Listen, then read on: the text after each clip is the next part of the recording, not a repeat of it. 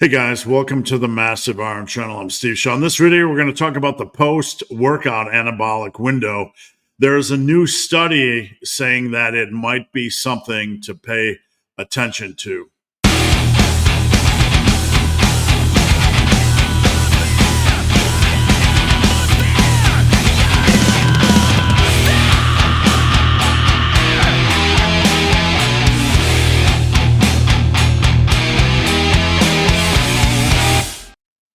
Before we get into this topic, if you have any questions or comments, drop them down below. The best topic ideas I turn into videos just like this. If you need coaching, I'd love to help. Check out the link down below. All right.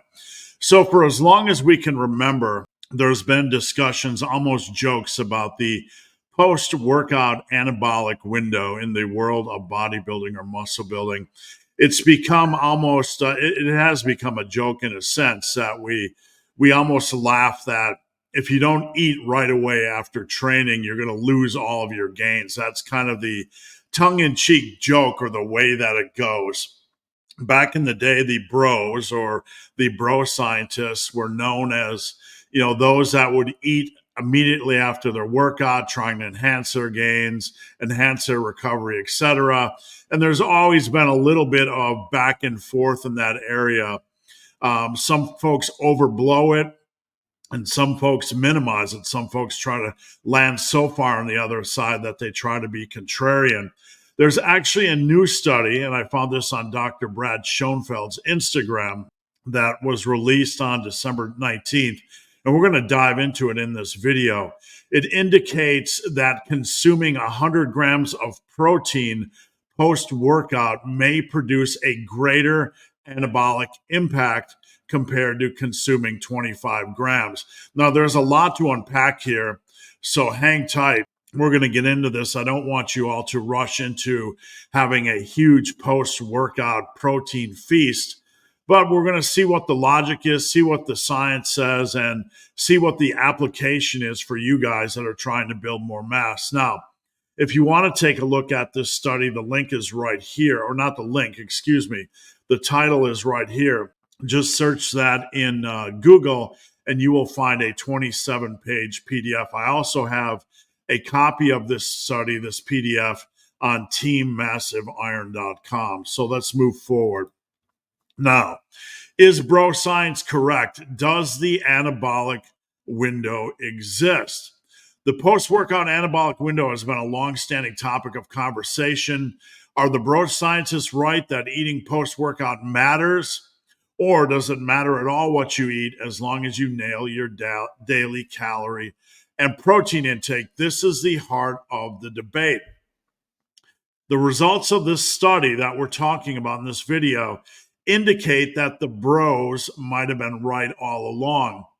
In recent years, and this has kind of been convention, those of you that have watched my channel for a while, remember that I had the supplement engineer on for a while, and he would often talk about what was considered optimal in many circles in the muscle building world, eating at least 30 grams of protein every 3.5 to 4 hours. That was kind of more or less considered more optimal than, the post-workout anabolic window. Just being consistent, eating every 3.5 to 4 hours.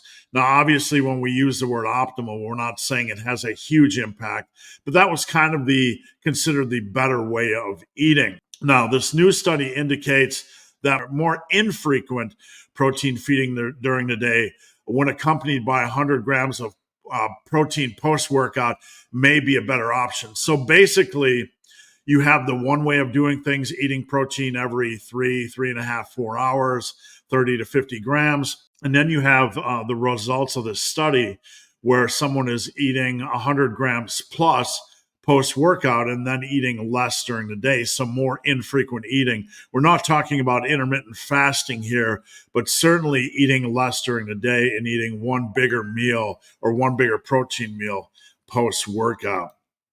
Now, the question is, will it really matter? This is really the question. In the long run, the answer is not really. Whether you eat infrequent protein, meaning every 3 to 4 hours, or have a large post-workout protein meal, or you eat 30 to 50 grams of protein every 3 to 4 hours, it's not going to really matter. We have to use common sense here. If you train hard, use progressive overload, attack a sensible exercise variety, and are consistent with training and nutrition over the course of 5 to 10 years, things will pretty much shake out the same. And I say pretty much, and that's a kind way of saying it. They're going to shake out the same. We're really splitting hairs here. So, however you prefer to eat, it really comes down to convenience, your schedule, and really how hungry you are. With that said, we don't want to turn a molehill into a mountain.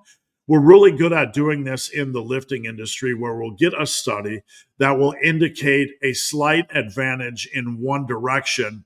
And all of a sudden, before you know it, in the next 2, 3, or 4 months, we're going to turn the large post-workout meal into something that's an absolute requirement, right? And that's where we go wrong in the lifting community.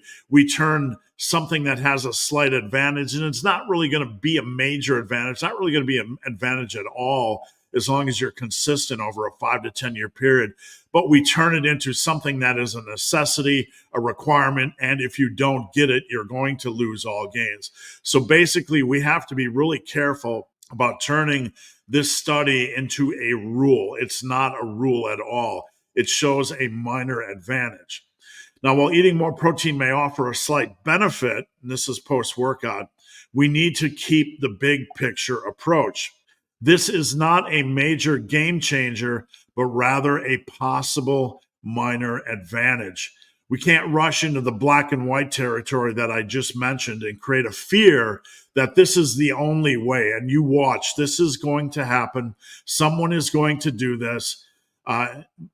They're just going to turn this into a fear and necessity, just like we did with frequency training, saying it's the only way. And if you don't do it, you're going to lose all gains. In the long run, common sense tells us this will even out. With that said, and I'm going to provide a counterpoint here. With that said, if you are serious about muscle building, there's no reason not to try it, no reason at all. Even though things even out in the end, a slight advantage is certainly worth playing with. I want to encourage you guys to try it, but at the end of the day, use what makes sense for you. Let's not forget common sense. Working up an appetite is a real thing. After strenuous exercise, we are typically very hungry, and it only makes sense to eat more. So we have to use common sense. We can't be contrarian with the bro scientists and say, well, I'm going to do the exact opposite just to show them. We have to use common sense. We have to eat when we're hungry. And if you're a lot hungrier after workout, if you've worked up an appetite, eat a little bit. Now, the body is not that fragile, and this is a big point we stress in the massive iron world. Bodybuilding culture loves to spread fear. We believe that if things aren't optimal according to the soup of the day, according to the study of the day or the science of the day or the belief of the day, whatever the optimal is that day, that all gains are lost. And this is complete nonsense. The body is simply not that fragile. So use common sense, listen to your body, eat when you're hungry, but whatever you do, make sure to nail your daily calorie and protein intake consistently. And I can't stress that point enough. In coaching, I learned quickly that my clients that consistently nailed their protein and calorie intake on a daily basis, nailed their targets, successfully build muscle at a quality rate. Doesn't matter when they eat or how they eat. If they're nailing their calories and protein consistently, they're only helping themselves. And in coaching, I've learned that those that don't nail protein and calories consistently won't gain. They gain poorly.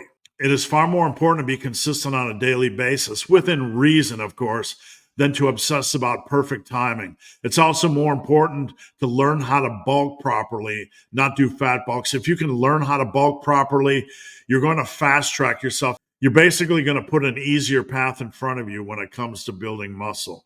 Now, the final verdict. What's the take-home point? What do you guys need to know after processing all this? You're sitting there going, okay, anabolic window, no anabolic window. What's the verdict? Focus on consistent daily nutrition. Make sure you listen to your body, especially if it's telling you to eat more post-workout. Even if it's not it makes sense to get the recovery and repair process started with a big or bigger meal. This isn't bro science, it simply makes sense. So the verdict is listen to your body, but it still makes a lot of sense to eat after a hard workout. You don't have to rush out and eat immediately. Again, the body's not that fragile, but you should eat within an hour or two of working out. That just makes sense. Now, one thing I want to talk about before we go is how I ate when I was making most of my gains. Back in the day, yes, I kind of dipped into the bro science end of things. From 1986, when I started training, to about 1999, post-workout, immediately after my workout, I would always drink a protein shake or some chocolate milk, followed by a simple sugar sweet treat like a Little Debbie or a donut or something that had some fast digesting carbs. I was very strict in my nutrition. I would always try to get this in post-workout. Obviously, it was a little bit bro sciencey, but that's what I did. And then when I got home, I was driving home from the gym. When I would get home an hour, hour and a half, 2 hours later, I would have a big meal, my biggest meal of the day. I've always liked to have a big meal at night in general. It just kind of worked well with my lifting timing. And I would probably eat about 1,000 calories for my large meal. So basically, I've been doing this all along. I've been doing the bro science thing. Well, I did it from 1986 to 1999. These days, I don't worry about it much. Sometimes after I'm done lifting, I don't eat for 3 or 4 hours. But I'm pretty much capped out as far as my gains. I'm not making a lot of progress right now. I've been lifting for 38 years. So don't use the last 20 years of my lifting as something you should model. If you guys need any more help, you can check me out on Instagram at Ben the Barman. Email me with questions at benthebarman@gmail.com. Or if you need coaching or you want to join Team Massive, check out the links. So guys, hope this video has been of some help. If you have any questions or comments, drop them down below. If you made it this far in this video and have yet to subscribe to my channel, please do. I'd appreciate the support. So guys, as always, thanks for watching. Have a great day.